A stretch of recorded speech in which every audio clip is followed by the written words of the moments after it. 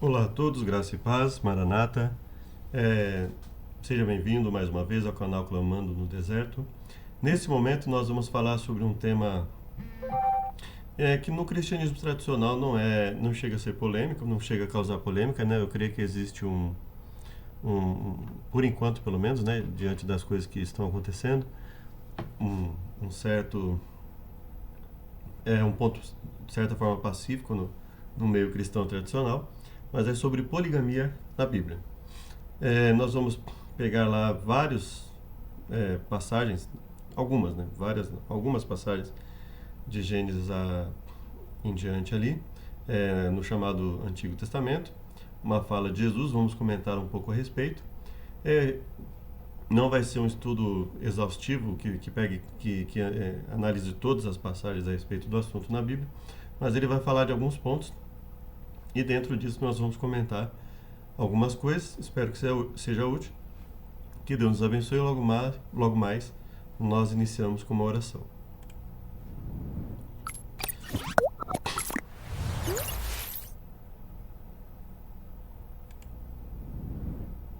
Obrigado, Pai, por mais uma chance que temos de fazer a Tua vontade e falar o Teu Evangelho.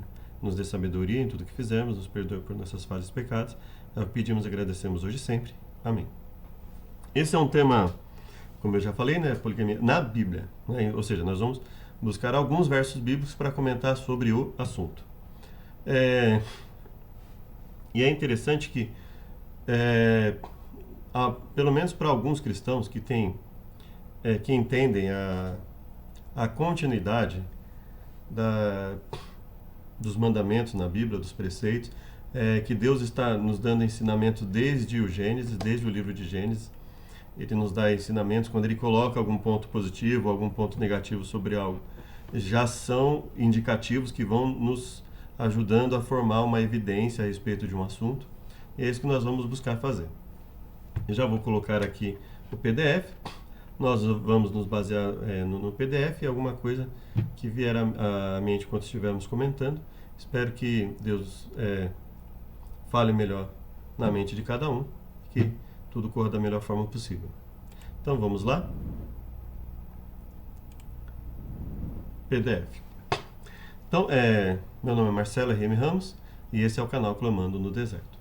Então vamos lá, poligamia na Bíblia. Então o Senhor fez cair um sono pesado sobre Adão, e este adormeceu, tomou uma de suas costelas, cerrou a carne em seu lugar.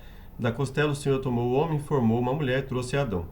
Aí, o contexto anterior a isso, Deus tinha dito: não é bom que o homem esteja só, far-lhe-ei uma auxiliadora que lhe seja idônea. Então, ou seja, quando Deus notou que o homem estava só, não havia ninguém semelhante a ele, Deus providenciou uma auxiliadora, uma pessoa, uma mulher. Né? Então, quando Adão viu a Eva, ele fala: olha, esta é agora osso dos meus ossos, carne da minha carne, será chamada mulher, porquanto do homem foi tomada. E aí a Bíblia faz esse comentário: portanto, deixará o homem, o seu pai e a sua mãe, apegar-se-á à sua mulher, e serão ambos uma só carne, uma carne. Existem uma série de coisas a respeito desse aspecto, né? Uma só carne. Alguns comentam aí na internet, caso você queira ver também. Posteriormente a gente pode até verificar alguma coisa a respeito. Mas uma coisa interessante é que, logo no Gênesis, quando a gente olha o padrão de Deus para a humanidade, ele estabeleceu união monogâmica, uma pessoa só para cada um, ou seja, um casal, tá? Um homem, uma mulher. Então, relação monogâmica heterossexual, né? Entre pessoas já em condições para fazer isso. Então, esse é o modelo de união que Deus estabeleceu.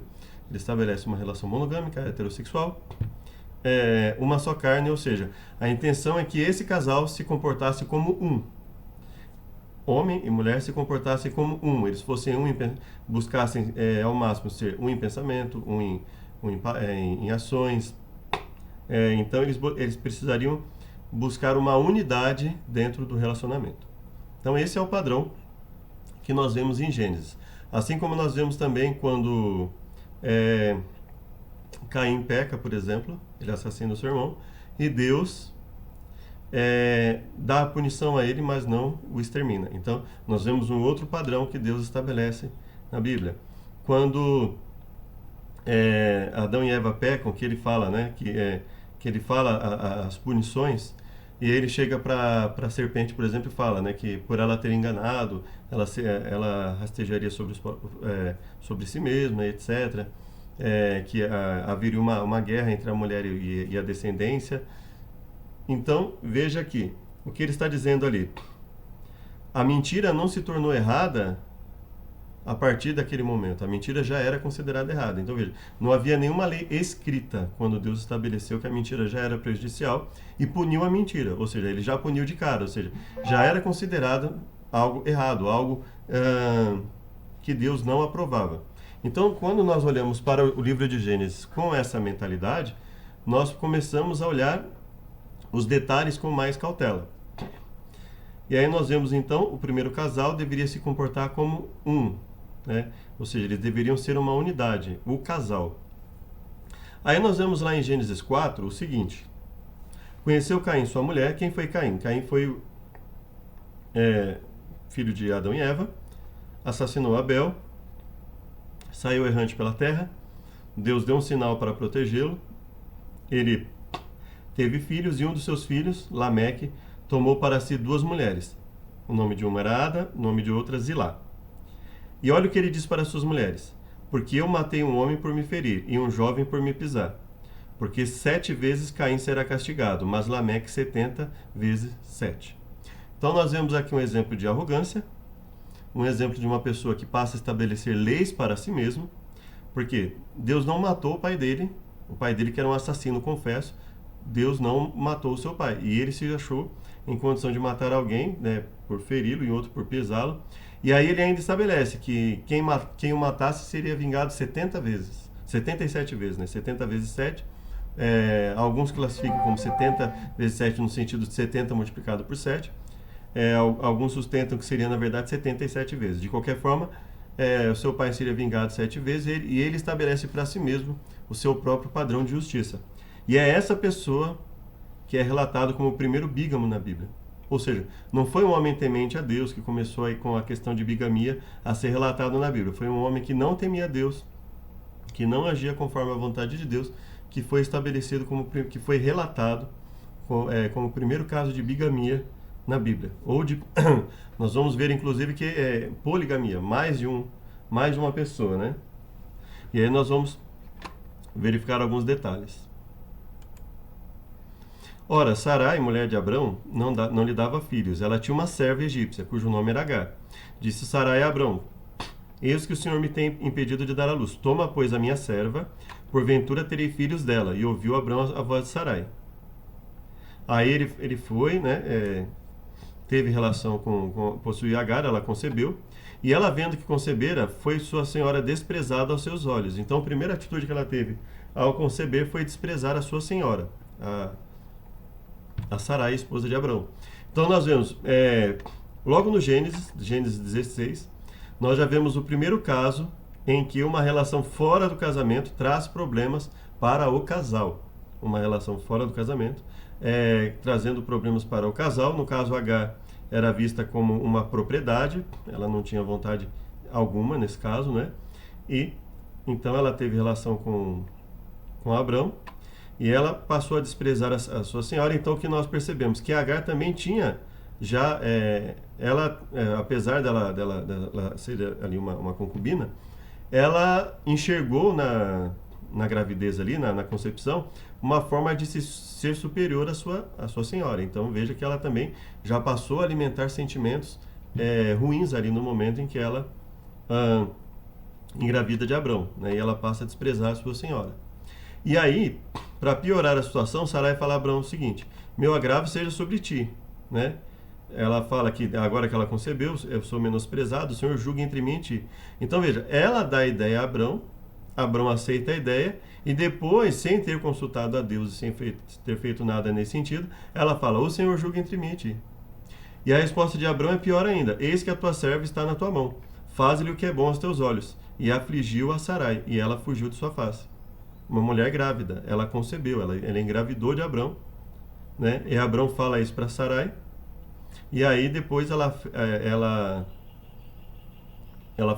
no caso a serva foi aflita, né?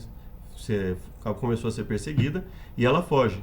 Então veja, é um caso relatado na Bíblia onde nós temos graves problemas que foram causados porque sob a justificativa de levantar descendência para Abrão, ele passou a ter uma relação fora do seu casamento. Então isso é muito importante, porque Gênesis ele nos ensina através de exemplos, bons exemplos e maus exemplos, erros e acertos. E nos dois momentos que nós vemos aqui a bigamia, nós vemos exemplos de problemas no livro de Gênesis. Uma outra coisa que nós vemos também, nos dois casos, é o homem que toma mais de uma mulher. Não é a mulher que tem mais de um homem. O homem que tem mais de uma mulher. Então nós começamos a enxergar um padrão começando a se desenvolver nas Escrituras. Gênesis 17:15. Disse Deus mais a Abraão, a Sarai tua mulher não chamarás mais pelo nome de Sarai, mas Sara será o seu nome. Na verdade, Sara, tua mulher, te dará um filho, chamará o seu nome Isaque, com ele estabelecerei a minha aliança, porém aliança perpétua para a sua descendência depois dele. Por aliança perpétua para a sua descendência depois dele. Quanto a Ismael, também te tenho ouvido. Eis aqui o tenho abençoado, falo-ei frutificar, falo-ei multiplicar grandissimamente. 12 príncipes gerará, dele farei uma grande nação. A minha aliança, porém, estabelecerei com Isaque, o qual Sara dará à luz nesse tempo determinado. Então, logo depois de todo esse problema, nós vemos aqui Deus falando, olha, com a sua esposa, não com a concubina que vocês arrumaram, mas com a sua esposa, né, com o filho que você vai ter com ela, é que eu vou estabelecer a minha aliança, que eu vou continuar a minha aliança com você. Então nós vemos um contraste que não pode ter sido uma mera coincidência. A Bíblia fala de um problema no momento em que o marido vai para um outro relacionamento, ainda que com não só a autorização, mas com a determinação da esposa. Isso causa problemas e logo depois Deus confirmando a sua aliança com relação ao filho da esposa. E nós vamos ver posteriormente que vai haver aí, Deus ao mesmo tempo que ele faz isso, ele também corrige uma falha que os homens cometiam, né? Ele vem corrigir uma falha dizendo, olha, se o filho da desprezada for o primogênito, é ele que vai ter o direito de primogenitura, não vai ser o filho da mais amada, vai ser o filho da menos amada ou da desprezada. Então ele corrige esse problema, mas ao mesmo tempo ele já nos dá indícios de que não era a vontade de Deus, Deus tolerou, Deus permitiu isso, mas não era a vontade de Deus que o ser humano se enveredasse num relacionamento fora da monogamia que Deus estabeleceu no começo. Mas ele tolerou isso, e aí nós vamos unir alguns pontos para chegarmos aí a uma proposta, a uma sugestão nesse sentido. Quando o homem tiver duas mulheres, uma a quem ama e a outra a quem despreza, e a amada e a desprezada lhe derem filhos, e o filho primogênito for da desprezada, será que no dia em que fizer herdar a seus filhos o que tiver, não poderá dar a primogenitura ao filho da amada, preferindo ao filho da desprezada, que é o primogênito. Isso está lá em Deuteronômio. Ele fala, o filho da desprezada reconhecerá por primogênito. Então nós vemos aqui que havia uma tendência, lá em Gênesis, quando nós olhamos, e posteriormente também, de se dar uma preferência ao filho da mulher que o homem tivesse um apego maior. Então ele transmitia esse apego ao filho. Isso ocorreu, por exemplo, no caso de José, né? José não era o primogênito dentre os filhos, no entanto, ele era filho da mulher da mulher mais amada, e isso ficou evidente aos filhos, ao ponto de causar todo aquele transtorno que nós vemos lá em Gênesis, a ponto de os irmãos ficarem com raiva de José, mal conversarem com ele, e depois traçarem um plano para se livrarem dele. Então Deus fala, olha, o primogênito é indiferente se ele for filho da mais amada, da menos amada, da desprezada, não. Aí você olha, era plano de Deus que numa família houvesse um filho mais amado e outro menos amado, uma mulher mais amada e a mulher menos amada? Evidente que não havia essa intenção em Deus. Deus não disse para o ser humano que deixará o homem pai e mãe, se unirá à sua mulher e os dois serão uma carne, para que houvesse, que ele fosse uma carne com alguém que ele amasse muito, e ao mesmo tempo fosse uma carne com alguém que ele não amasse tanto ou que ele desprezasse. Então nós começamos a perceber aí que isso não fazia parte do plano inicial de Deus. Deus criou uma mulher para um homem. Quando ele olhou o homem sozinho, ele estabeleceu uma mulher para um homem.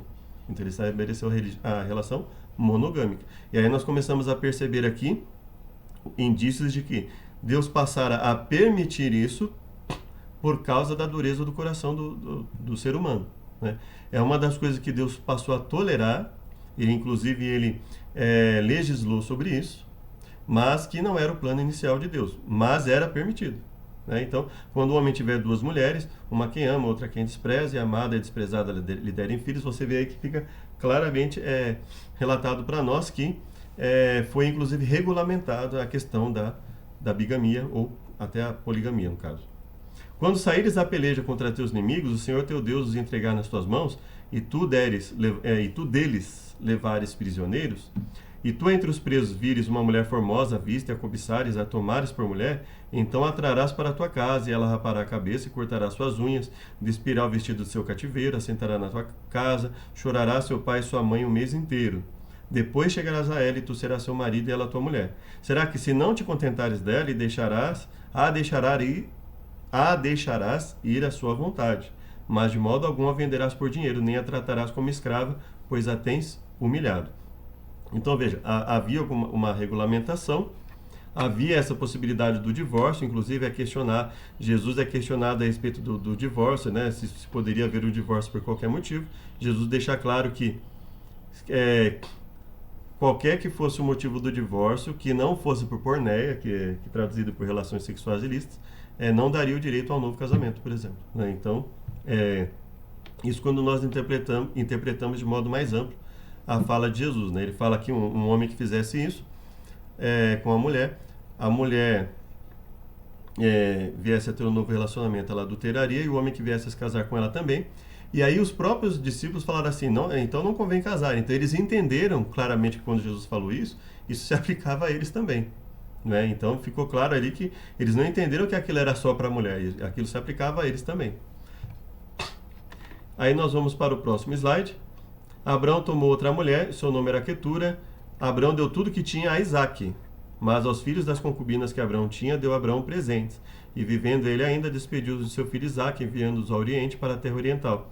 Então, por mais que Deus tenha falado para Abrão que o filho da promessa seria Isaque, que ele daria grandes condições para Ismael, que seria melhor que Ismael fosse dali, porque Deus viu que a situação ali era muito crítica, né? O próprio Abrão não tinha não tinha apreço algum, basicamente, por Agar e por aí afora. Nós vemos que essa atitude de Abrão, lá na época de Deuteronômio, ela já não seria aceita, né? Ele não poderia dar tudo que tinha a Isaque, né? Ele deu alguns presentes aos filhos das concubinas, deu tudo que tinha, todo o restante que ele tinha a Isaque. Esse ficou Isaque não era nem sequer o primogênito no sentido estrito da palavra, que é o sentido que Deuteronômio vai colocar depois, né? Inclusive proibindo que se fosse dado esse tipo de preferência, ou seja, o direito de primogenitura era para o primeiro e pronto, acabou. Será que no dia em que fizer deserdar seus filhos, não poderá dar a primogenitura ao filho da amada, preferindo ao filho da desprezada? Então nós vemos que atitudes que Deus permitiu ou tolerou em determinados tempos, e depois ele regulamentou, proibindo inclusive essa atitude, né? Então ele permite que Abraão faça isso, não reprime, não repreende Adão por isso, nem por ter outras mulheres, etc. Mas logo em Deuteronômio ele fala que não poderá dar a primogenitura ao filho da amada, preferindo ao da desprezada. Então Deus regulamenta algo mostrando que ele tolerou isso que foi feito, mas não era a vontade dele que isso fosse feito. Ou seja, isso foi tolerado ou permitido, uma das coisas por causa da dureza do coração do povo, que Deus foi consertando, Deus foi ajustando com o passar do tempo. Ora, sendo Esaú da idade de 40 anos, tomou por mulher a Judite, filha de Beri, Eteu, e a Basemate, filha de Elon, Eteu. Ora, sendo Esaú da idade de 40 anos, tomou por mulher a Judite, né, e nós já falamos, essas foram para Isaque e Rebeca uma amargura de espírito, não pelo fato dele ter duas mulheres necessariamente, mas porque a forma como elas agiam não era adequada. E aí, Nós vemos aqui Isaac chamou Jacó, abençoou, ordenou: não tomes mulher de entre as filhas de Canaã. Levanta-te, vai para Padã Arã, casa de Betuel, pai da tua mãe, e toma de lá uma mulher das filhas de Labão, irmã de tua mãe. Então veja, a questão aqui é que eles não queriam que os filhos tivessem relacionamento com pessoas que não compartilhassem os princípios que eles tinham. Isso fica muito claro na Bíblia, né? Então o Isaac não queria que Jacó tivesse relacionamento com mulheres que não fossem, não tivessem os princípios espirituais que eles tinham, né? Jacó amava Raquel e disse: 7 anos te servirei por Raquel, tua filha menor, né? Disse Labão: não se faz assim no nosso lugar. Labão enganou a Jacó, né? E aí ele se justifica para Jacó dizendo o seguinte: não se faz assim no nosso lugar, que a menor se dê antes da primogênita. Cumpre a semana desta. Então te daremos também a outra pelo serviço que ainda há outros 7 anos comigo servires. Então veja, o que ele está dizendo aqui? Olha, ele trabalhou, né? Ele se comprometeu a ficar com Raquel, só que aí Labão ofereceu Lia no lugar de Raquel. E aí depois de Jacó já ter se relacionado com ela, que ele percebeu que ele havia sido enganado, ele conversa com Labão e Labão fala: não, primeiro você tem que ficar com Lia e depois você vai ficar com Raquel. E aí possuiu também a Raquel, amou também a Raquel mais do que a Lia e serviu com ele ainda outros 7 anos. Vendo, pois, o Senhor que Lia era desprezada, abriu a sua madre, porém Raquel era estéril. Então veja, mais um exemplo de um relacionamento que não era entre um casal, um homem e uma mulher, que trouxe mais um problema, não é? Então, Lia passou a ser desprezada, e aí Deus abre a sua madre para compensar o desprezo que ela sofria. Vendo também Esaú que as filhas de Canaã eram más aos olhos de Isaac seu pai, foi Esaú a Ismael, tomou para si por mulher, além das suas mulheres, Malate, filha de Ismael, filha de Abraão. Então veja que a questão não era ter mais de uma esposa, mas ter esposas que não estavam de acordo com a vontade dos pais, com os princípios que eles seguiam. E aí ele foi lá e teve uma outra esposa, filha de Ismael, filha de Abraão, irmã de Nebaiote. Então veja que a questão aqui não era ter mais de uma esposa. E aqui nós vemos mais uma vez o próprio livro de Gênesis, não à toa, coloca mais um caso em que um relacionamento não é fora do padrão um homem e uma mulher, trazendo mais problemas, né? Então se acendeu a ira de Jacó contra Raquel, né, porque ela não tinha filhos, e aí ela diz: eis aqui minha serva Bila. Então ocorreu a mesma coisa, né, que havia ocorrido anteriormente.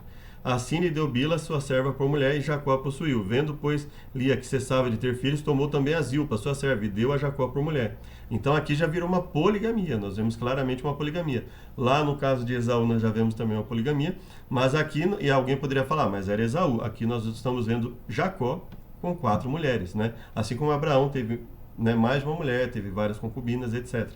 Então nós vemos aqui a poligamia na Bíblia entre pessoas que serviam a Deus, entre pessoas que Deus andava com eles e às quais ele prometeu a sua aliança, a manutenção da sua aliança, manter a sua aliança, mostrando que Deus não condenou abertamente isso perante eles. Deus não deu nenhuma punição a eles por terem feito isso, não é? Então por isso é um caso mais difícil, porque se nós não entendemos que determinadas coisas Deus estabeleceu lá no princípio, mas ele tolerou por causa da dureza do coração do povo, algumas ele até regulamentou, né, dentro da lei, por causa da dureza do coração do povo, assim como Jesus esclareceu, e nós vemos claramente por que Jesus estabelece isso, porque Jesus tinha essa visão mais profunda da Bíblia, ele percebeu isso, ele falou: olha, ele sabia disso, o pai, né, também atuava com ele nesse sentido, e ele falou: olha, esse não era o plano inicial de Deus, né? Deus tolerou, estabeleceu isso por causa da dureza do coração de vocês.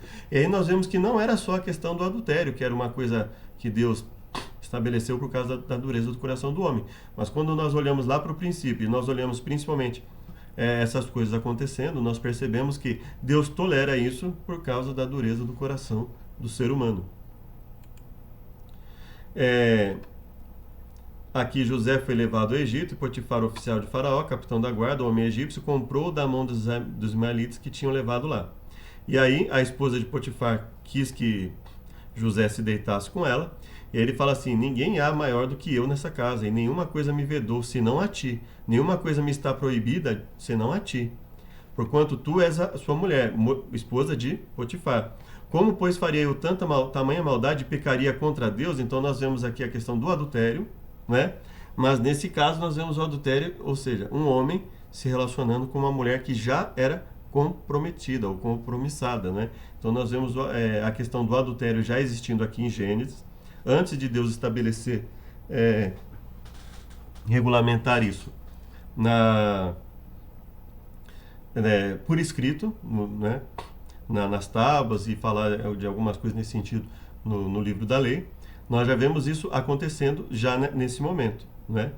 Vede, e aí ela faz uma trama contra ele e fala: vede, meu marido trouxe-nos um homem hebreu para escarnecer de nós, veio a mim para deitar-se comigo e eu gritei com grande voz. Então veja que era algo que, inclusive, entre alguns povos já era proibido, né? Essa questão de uma mulher se relacionar com mais de um homem.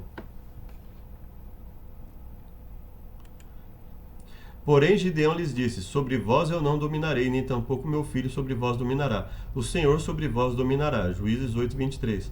Então nós estamos falando aqui de um homem que andava, que buscava fazer a vontade de Deus, a quem Deus atuou, né? Nós sabemos da questão da história de Gideão, se você quiser olhar lá em Juízes e ver com mais calma. E aí, olha o que a Bíblia fala sobre Gideão. Teve Gideão 70 filhos que procederam dele, porque tinha muitas mulheres.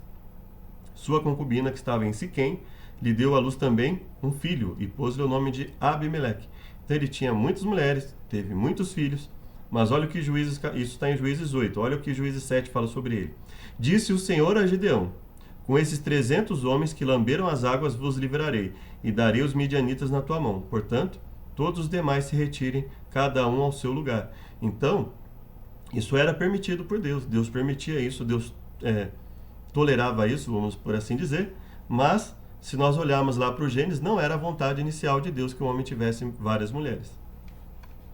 E, consequentemente, não era a vontade de Deus que uma mulher tivesse vários homens, ou seja, que um relacionamento fosse fora do aspecto do casal. Mas nós percebemos claramente que Deus não puniu nenhum deles por ter mais de uma esposa, Deus não deu nenhuma ordem expressa para que eles deixassem as esposas, assim como foi feito em alguns momentos da história do povo de Deus, em que Deus manda inclusive se separar de mulheres que não faziam a vontade de Deus, que foram tomadas dentre os pagãos e coisas nesse sentido.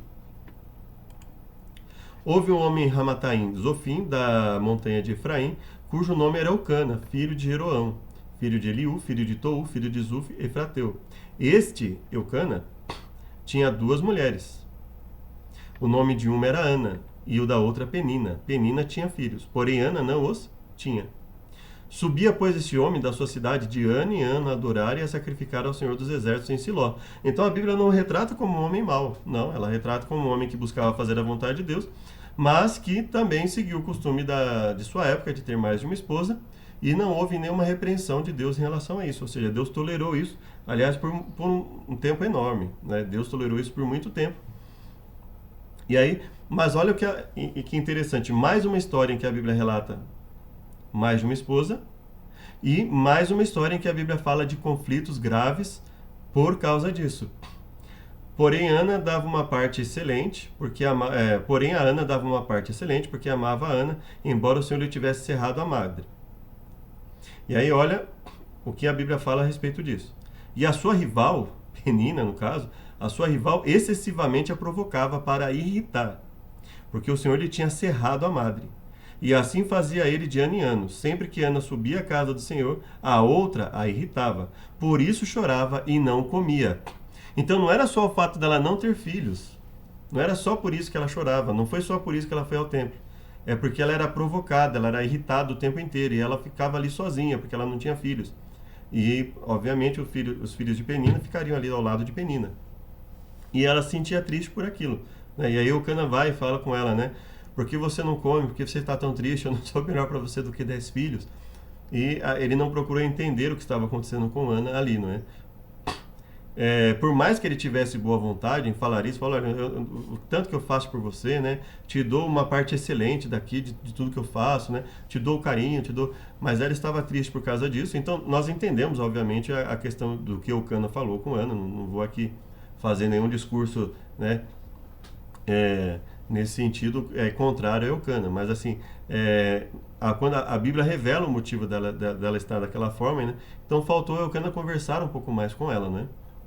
E aí ela foi, buscou no templo, e nós conhecemos aí a história de Samuel, que se tornou um homem de Deus ali, um homem grandioso.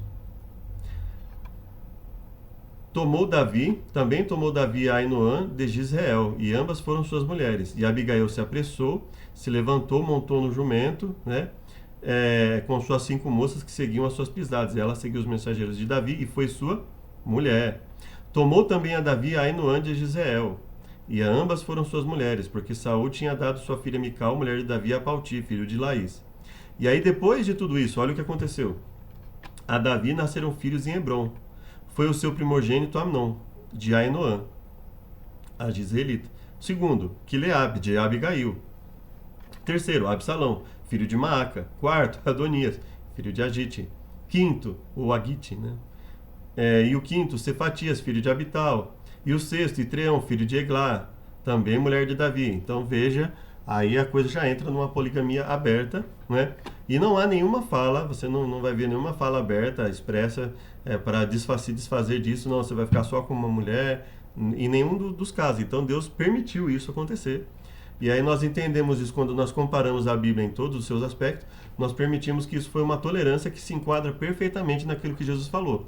Foi dado por causa da dureza dos vossos corações, mas do princípio.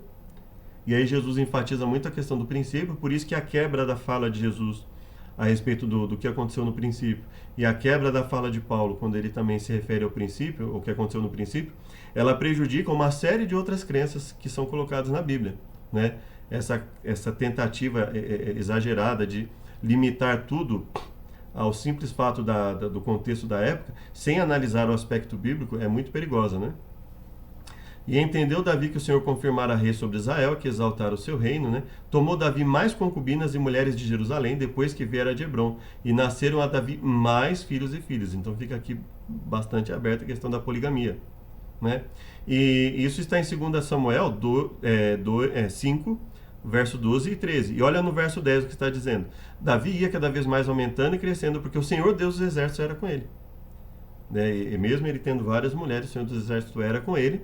Não repreendeu nesse sentido, ele continuou tendo mulheres, então Deus tolerou a poligamia durante muito tempo. Salomão se aparentou com Faraó, rei do Egito, tomou a filha de Faraó. E aí depois, Salomão amava ao Senhor, andando nos estatutos de Davi, seu pai. Então veja, ele também teve várias mulheres, só que no caso de Salomão, além dele ter várias mulheres, ele caiu, né? Mais do que Davi havia caído em alguns pontos, Salomão caiu de maneira muito grave, muito forte, né? Rei Salomão amou muitas mulheres estrangeiras, além da filha de Faraó, moabitas, amonitas, edomitas, sidônias e etéias. Das nações de que o Senhor tinha falado aos filhos de Israel, não chegareis a elas, e elas não chegarão a vós, e de outra maneira perverterão o vosso coração para seguir os seus deuses. A essa se uniu Salomão com amor. Tinha 700 mulheres, princesas, e 300 concubinas, e suas mulheres lhe perverteram o coração. Porque sucedeu que no tempo da velhice de Salomão, suas mulheres lhe perverteram o coração para seguir outros deuses, o seu coração não era perfeito para com o Senhor Deus, como o coração de Davi, seu pai. Então veja que nós vemos aqui um caso extremo de poligamia, né? E ele se perverteu, inclusive, diante de tanta... não só do fato de ter muitas mulheres, mas principalmente de ter muitas mulheres que não comungavam com ele os pensamentos, os princípios que Deus estabeleceu. Se um homem vender sua filha para ser serva, ela não sairá como saem os servos, ou escravos, né? Se ela não agradar ao seu senhor, ele não se desposar com ela, fará que se resgate. Se tomar outra, não diminuirá o mantimento dela, nem o vestido, nem a obrigação marital. Se ele não fizer essas 3 coisas, sairá de graça sem dar dinheiro. Então, obviamente, esse é mais um caso em que Deus estabeleceu, Deus regulamentou algo por causa da dureza do coração do povo. Quando nós olhamos esse tipo de lei, e nós olhamos lá o começo, o princípio, qual era o padrão de Deus para um casal, para o homem e a mulher, fica claro que não era isso que era para acontecer, né? Não tinha como você estabelecer uma só carne e ao mesmo tempo um homem tratar uma mulher dessa forma. Obviamente ele não estava a considerando como uma só carne. Então veja que Deus foi regulamentando determinadas coisas por causa da dureza do coração do ser humano para alcançar alguns. Então Deus foi coordenando aos poucos, né? Mas nesse caso aqui Deus permitia. Deus tolerou, mas Deus permitia e regulamentou, inclusive, o caso, né? E aí nós vamos vendo, quando Jesus esclarece isso para lá no futuro, ele mostra, olha, essa não era a vontade de Deus, não era a vontade de Deus que homens e mulheres se relacionassem dessa forma. Quando entrares na terra que, o Senhor teu, que te dá o Senhor teu Deus, e a possuíres e nela habitares, e disseres, porém sobre mim um rei, assim como tem todas as nações que estão ao redor de mim, ele vai falar o que o rei podia e o que não podia fazer, e dentre as coisas ele diz, tampouco para si o rei multiplicará mulheres. Isso em Deuteronômio 17. O rei não multiplicará para si mulheres, para que seu coração não se desvie, nem prata nem ouro multiplicará muito para si. Percebe? Então veja, e ele fala que ele deveria escrever para si num livro, no traslado dessa lei, do original. Isso foi uma coisa que evidentemente nem Davi e nem Salomão seguiram, né?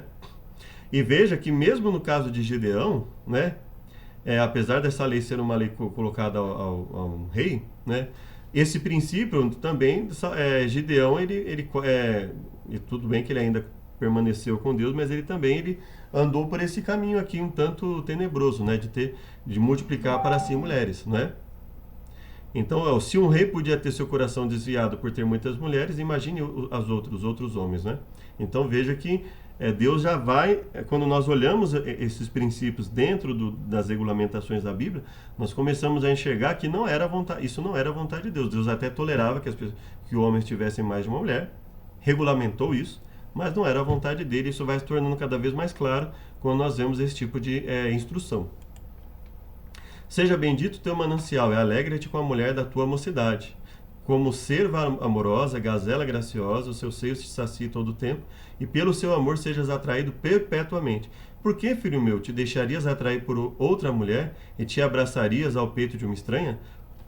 Então Deus vai aqui exaltando, né? Se você olhar, Deus vai exaltando constantemente o relacionamento do homem com uma mulher, a mulher que ele efetivamente ama, e ele vai mostrando os resultados do homem ter relacionamento com outras mulheres que não seja além daquela que ele ama. Então fica claro, o que Deus vai deixando claro, sempre há uma que ele vai preferir, sempre há uma que ele vai amar mais, que é aquela que ele deveria realmente ter esperado para ficar com ela.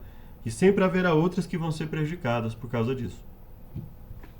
A mulher virtuosa é a coroa do seu marido, mas a que envergonha é como podridão dos seus ossos.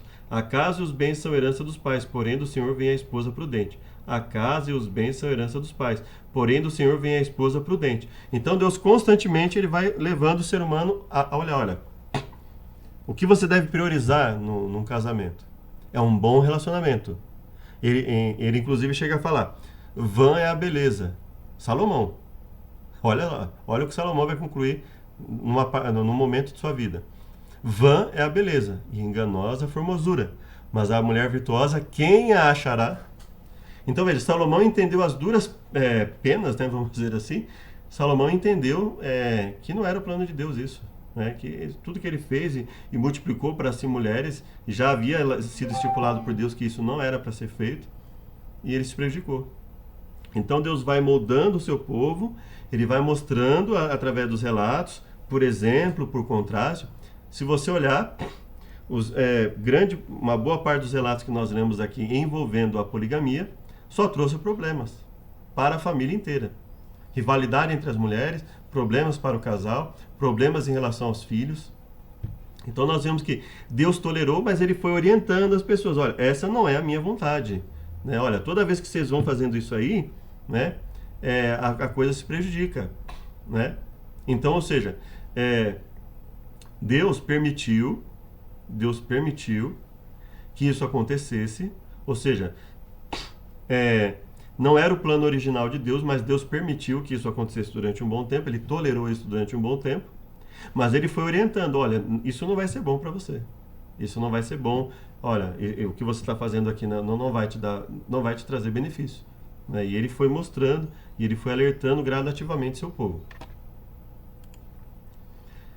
Canta alegremente, vamos lá, Isaías 54, né?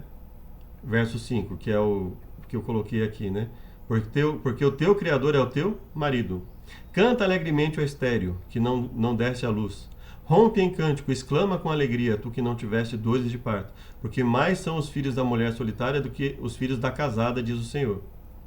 Veja só o que Deus está dizendo aqui. Deus está colocando dentro de todo o simbolismo ali nas profecias, etc. Ele está usando a imagem de um resgate da autoestima da mulher. Nesse caso, a mulher estéril. Né? Então ele está deixando claro, não é meu interesse que a mulher estéril seja deixada de lado, não é meu interesse que o homem tenha que despreze uma mulher em detrimento de outra, não é, e ele foi mostrando, não é meu plano que o pobre seja desprezado, que a viúva seja desprezada, né? Essa história de que porque a sociedade da época, né, de acordo com a Bíblia estabeleceu uma sociedade assim assada, não foi por causa da Bíblia, foi por causa da dureza do coração do homem. Deus tolerou algumas coisas, mas para o examinador da Bíblia fica claro que a vontade de Deus é que homens e mulheres sempre se respeitassem um ao outro como casal, os filhos, pais, mães e todos eles. E aí ele exalta a estéreo e ele fala, porque o teu Criador é o teu marido, o Senhor dos Exércitos é o seu nome, e o Santo de Israel é o teu Redentor, que é chamado Deus de toda a terra. Porque o Senhor te chamou como uma mulher desamparada e triste de espírito, como uma mulher da mocidade, que fora desprezada, diz o teu Deus. Então veja que ele fala aqui, né, porque transbordarás para a direita, para a esquerda, tua descendência possuirá os gentios e fará que sejam habitadas as cidades assoladas. Então claramente aqui quando Deus fala, ele está fazendo o quê? Ele está exaltando, ele está colocando no devido lugar a mulher, sendo ela estéril, e obviamente, se ele está exaltando inclusive a estéril, ele está exaltando aqui todas as mulheres. Então não era plano de Deus que a mulher fosse desprezada. Isso não é um critério bíblico. Isso passou a existir, e alguns especialistas inclusive dizem que o judaísmo não tinha isso também. Que isso foi uma falácia feminista inventada, dizendo que a mulher era o povo, os judeus rejeitavam as mulheres, etc. E alguns especialistas dizem que, pelo contrário, os livros sobre o assunto dizem que a mulher era muito exaltada, né, pelos homens e por aí afora, né? Mas o que nós estamos abordando aqui é que havia situações que Deus tolerava, como um homem desprezar uma mulher, haver uma distinção, um homem não ter o mesmo apreço pelo filho da mulher amada, pelo filho de outra mulher com relação ao filho da mulher amada, né? Prefiro esse filho, porque é o filho da mulher que eu amo, então eu prefiro esse. Então esse tipo de coisa Deus também não queria que estabelecesse. Então veja, é uma relação um tanto complexa essa da tolerância de Deus em relação a esse tipo de atitude, mas que Deus vai desenrolando e vai mostrando pra gente. Jeremias, deveras, como a mulher se aparta alevosamente do seu marido, assim alevosamente te houvesse comigo, ó casa de Israel, diz o Senhor. Então veja, se a intenção de Deus era que a mulher fosse leal ao seu marido, a intenção de Deus era que também o marido fosse leal à mulher. Agora, para que essa relação fosse completa, né, é muito difícil. Você vai olhando dos exemplos bíblicos que havia uma dificuldade muito grande, havia inclusive uma rivalidade entre as mulheres, inclusive por causa do marido. Então veja que, longe de trazer harmonia, né, a relação não monogâmica, a relação com mais de uma mulher, ela sempre trouxe problemas, né? Ou na maioria das vezes que ela é relatada na Bíblia, ela sempre está associada a algo negativo no sentido de prejudicial e nunca algo benéfico. Vendo, pois, o Senhor que Lia era desprezada, abriu sua madre. Vendo Raquel que não dava filhos a Jacó, teve inveja de sua irmã. Em relação a Ana, né, nós vemos que a sua rival excessivamente a provocava para a irritar. Né? Sempre que Ana subia à casa do Senhor, a outra irritava, por isso chorava e não comia. Então, são exemplos claros na Bíblia de problemas graves. E isso aconteceu com Abrão, isso aconteceu com Jacó, né? Isso aconteceu na vida de Eucana. Então nós vemos que a Bíblia ela revela exemplos suficientes para que nós vejamos que não era a vontade de Deus que isso ocorresse. Ou seja, que isso foi tolerado por causa da dureza do coração humano. E aí, amava Roboão mais a Maaca, filha de Absalão, do que a todas as suas outras mulheres e concubinas. Porque ele tinha tomado 18 mulheres e 60 concubinas. E gerou 28 filhos e 60 filhas. Então veja, ele tinha 18, né? Tinha 18 mulheres e 60 concubinas. E ele amava a Maaca, filha de Absalão, mais do que a todas as suas outras mulheres e concubinas. Ou seja, quer dizer que isso era evidente entre elas. Então você imagina como era para as mulheres, 18 mulheres, 60 concubinas, viverem nesse clima de competição e né, nesse clima em que um homem, né, elas tinham que ficar à mercê da atenção desse homem e muitas vezes ele deixava claro qual a mulher que ele preferia, etc. Então, evidente que isso não era a vontade de Deus para o ser humano. Evidente que quando ele fala que o homem se deixará o pai e a mãe e se unirá à sua mulher e ambos serão uma carne, ou uma só carne, que não era esse interesse de Deus quando nós olhamos lá para o princípio. E aí Deus fala, quando é perguntado para Jesus assim, é lícito ao homem repudiar sua mulher por qualquer motivo? Aí ele fala o seguinte, não tendes lido que aquele que os fez do princípio, macho e fêmea os fez? Um macho, uma fêmea, um homem, uma mulher? Diz, portanto, deixará o pai e a mãe, se unirá à sua mulher, e serão dois numa só carne? Assim não são mais dois, mas uma só carne. Portanto, que Deus ajuntou, não separe o homem. Ou seja, a forma como Deus estabeleceu foi essa. Relacionamento monogâmico. E não é para o homem simplesmente se casar e separar seu bel prazer. E aí, disseram eles, então por que mandou Moisés dar-lhe carta de divórcio e repudiá-la? Disse-lhes ele. Jesus disse a eles, né? Então, isso mesmo. Disseram-lhes eles e disse-lhes ele. Moisés, por causa da dureza dos vossos corações, vos permitiu repudiar vossas mulheres, mas ao princípio não foi assim. Obviamente não foi Moisés que permitiu. Jesus está usando uma figura de linguagem, ou seja, porque a lei foi dada por intermédio de Moisés. Então Deus, através de Moisés, por causa da dureza dos vossos corações, vos permitiu repudiar vossas mulheres. Mas no princípio não foi assim. Eu vos digo, porém, qualquer que repudiar sua mulher, não sendo por causa de fornicação, no caso do termo aqui seria porneia, né? E casar com outra, comete adultério. E o que casar com a repudiada também comete adultério. Disseram-lhe seus discípulos, se assim é a condição do homem relativamente à mulher, não convém casar. Então veja, olha só o que ele fala. Se ele repudiar sua mulher, não sendo por causa de fornicação e casar com outra, ele comete adultério. E o que casar com a repudiada também comete adultério. E eles falaram, então não convém casar, porque, quer dizer, eu vou ter que casar com a mulher e ficar com ela pro resto da vida? Aí Jesus falou assim, olha, é isso ou ficar sem ninguém. E ele, porém, lhes disse, nem todos podem receber essa palavra, mas só aqueles a quem foi concedido, porque há eunucos que assim nasceram do ventre da mãe. Há eunucos que foram castrados pelos homens, e há eunucos que se castraram a si mesmos por causa do reino dos céus. Quem pode receber isso, receba. Basicamente, o que ele está dizendo aqui é o seguinte, é isso ou ficar sozinho. Você pode até separar, mas você não vai poder casar de novo, porque você vai estar em adultério.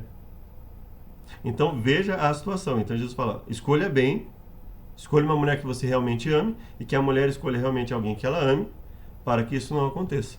Então as coisas, a Bíblia vai dando um desenrolar e Jesus fala, se você olhar lá para o princípio, você vai ver que essa não era a vontade de Deus. E portanto, fica claro que essa também não é a vontade de Deus em relação à poligamia.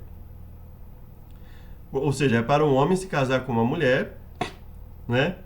E aqui, um conselho de Jesus também que não faria sentido se a ideia de Jesus já não fosse de que o homem tivesse um relacionamento monogâmico. Não faria sentido os discípulos falar. Se essa é a condição do homem relativamente à mulher, não convém casar.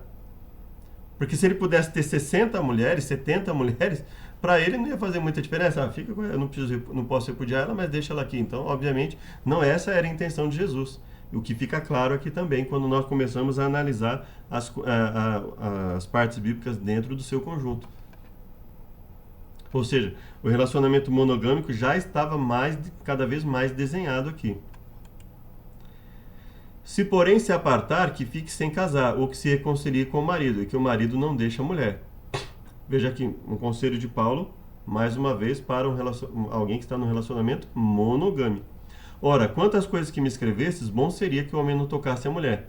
E aí esse caso em específico, nós vamos ver que é um caso em relação ao tempo que Paulo está falando. Paulo deixa claro isso. Mas por causa da fornicação, cada um tem a sua própria mulher e cada um tem o seu próprio marido. Ou seja, mesmo quando Paulo fala a respeito de quantas coisas que vos escrevesse, bom seria que o homem não tocasse a mulher, por quê? Porque ele estava, e depois ele vai comentar sobre isso, e ele vai falar o seguinte, olha, vocês vão passar por muitas privações, muitos problemas devidos ao momento em que nós estamos, e eu queria poupar vocês disso. Então esse conselho, o próprio Paulo está colocando que ele é temporal, em relação à situação da época, diferente de outros conselhos que muitas vezes estão jogados fora, em que Paulo claramente diz que não é um aspecto temporal. E aí ele fala, o marido pague à mulher a devida benevolência, e da mesma sorte a mulher ao marido. A mulher não tem poder sobre o seu próprio corpo, mas tem no marido. E também da mesma maneira, o marido não tem poder sobre o seu próprio corpo, mas tem na mulher. Então Paulo não apenas está enfatizando o relacionamento monogâmico, mas ele está dizendo, olha, você, a partir do momento que você resolve se casar, e mesmo antes, você não é dono do seu próprio corpo. Ou seja, quando você está solteiro, né, você pertence a Deus e continua pertencendo quando casado, mas quando você se casa, fisicamente falando, homem e mulher devem dar satisfação um ao outro. Eles não podem simplesmente fazer o que querem com o seu corpo e com a sua vida, nada disso. Não vos priveis um ao outro, senão por consentimento mútuo por algum tempo, para vos aplicardes ao jejum e à oração, e depois ajuntai-vos outra vez, para que Satanás não vos tente pela vossa incontinência. Ora, se não é para sermos tentados pela incontinência, aí nós entendemos o conselho de Paulo. Olha, bom que seria que não se casasse por causa da situação, mas entre casar-se e abrasar-se, que se case. Se não conseguir ficar, ou seja, era uma opção. Se você conseguisse se segurar em relação a isso, evite se casar, homem e mulher, um se casar com o outro. Viva a sua vida da forma que está. Mas, não conseguindo ficar dessa forma, é melhor que se case. Então, Paulo está não apenas aqui enfatizando a monogamia, como ele está enfatizando também, olha, devido à situação em que nós estamos, seria bom, inclusive, que nem se casasse, que ficasse homem sem mulher, mulher sem homem, devido à situação, mas não havendo essa condição, que vocês não sejam tentados pela incontinência, ou seja, que vocês efetivamente, ao invés de se abrasar, esse tipo de coisa, que vocês se unam uns com os outros. Nunca seja escrita viúva com menos de 60 anos e só a que tenha sido mulher de um só marido. E aí, ele fala com relação aos presbíteros, né? Por essa causa te deixei em Creta, para que pusesses em boa ordem as coisas que ainda restam, e de cidade em cidade estabelecesses presbíteros como já te mandei, aquele que for irrepreensível, marido de uma mulher. Então veja, ainda que na igreja talvez se tolerassem ainda pessoas com mais de uma esposa, ele deixa claro que no caso do presbítero ele tinha que ser marido de uma só mulher. Então, constantemente nós estamos vendo o quê? Qual é a relação enfatizada na Bíblia como a mais benéfica? A monogâmica. Inclusive passa a ficar a não fazer sentido, passa a ser proibido a relação de um homem com mais de uma mulher com mais de um homem, não é? Inclusive isso fica subentendido quando Jesus fala da questão do divórcio, né? E aí eles inclusive falam para Jesus, então não convém casar, né? Assim devem os maridos amar as suas próprias mulheres como a seus próprios corpos. Quem ama a sua mulher ama-se a si mesmo. E aí ele fala, porque nunca ninguém odiou a sua própria carne, antes alimenta e sustenta, como também o Senhor a igreja, porque somos membros do seu corpo, da sua carne e dos seus ossos. Por isso deixará o homem seu pai e sua mãe, se unirá à sua mulher, e serão dois numa carne. Serão dois numa carne. Veja que os exemplos sempre remetem ao mesmo que Jesus citou. Paulo também cita lá no princípio, para enfatizar o que Deus estabeleceu, o que Deus realmente quer. Assim, então, nós encerramos esse estudo, que não foi exaustivo, mas que buscou trazer alguns comentários, alguns pontos, refletir sobre alguns pontos. Espero que tenha sido útil, que Deus nos abençoe, né? E nós vamos orar agora para encerrar. Obrigado, Pai, por tudo que o Senhor nos concedeu até o momento. Nos dê sabedoria para fazermos a Tua vontade, nos perdoe por nossas falhas e pecados. Ajude-nos a entender cada vez mais a Tua vontade em todos os assuntos, mesmo em assuntos difíceis como esse. Nós te agradecemos em nome de Jesus. Amém. Espero que tenha sido útil.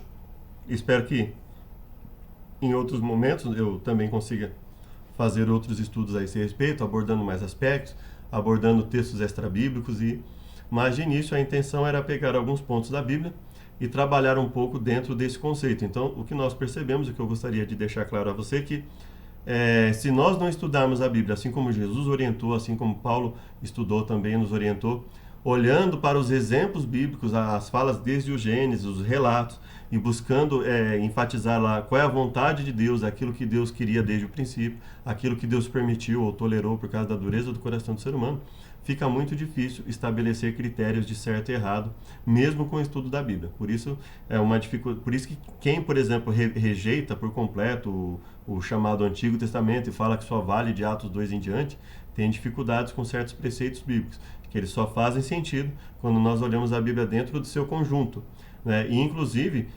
rejeitando o chamado Antigo Testamento, as pessoas dão ideia para os seres humanos que havia dois deuses, né? Um que era totalmente negativo, ruim, vingativo, e um outro que era bondoso, amoroso, etc. Quando nós vemos que não era assim, né? E Jesus esclarece isso, Paulo também esclarece. Que Deus nos abençoe. Até o próximo estudo. Espero que tenha auxiliado, que Deus fale melhor em cada coração. Graça e paz. Maranata.